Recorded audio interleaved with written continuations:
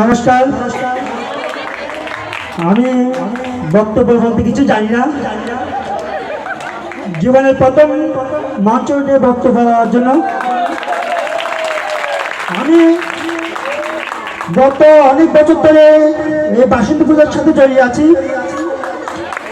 তবে কোনো কার্যক্রমে আমি তেমন ছিলাম না। এখানে আমার বন্ধু কাঞ্চন অনেক অনেক পরিশ্রম করছে। সে সাথে আমার বড় ভাই রাজু চক্রবর্তী ও মানব দাদা অনেক পরিশ্রম করছে। আমার পক্ষ থেকে ওদেরকে অনেক অনেক ধন্যবাদ। আর আমার মা ও মাসিদেরকে বলবো ওদের জন্য অনেক অনেক আশীর্বাদ করার জন্য। আমাদের উন্নয়ন কমিটি রাজেশ দাদা, রুবেল দাদা ও উত্তম আঙ্কেলের জন্য অনেক অনেক আশীর্বাদ করার জন্য বলবো। এই বলে আমার বক্তব্য শেষ করলাম। ধন্যবাদ।